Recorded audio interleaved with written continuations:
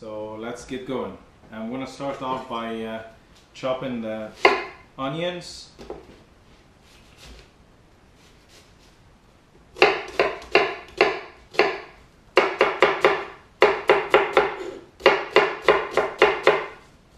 It doesn't have to be chopped really fine because everything is gonna be blended anyway.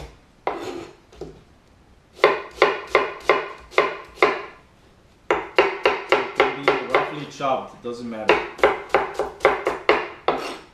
Just like this. Here's the garlic. I like to crush it a little bit, then chop it. And that will keep aside because we're gonna cook it later after we cook the onions.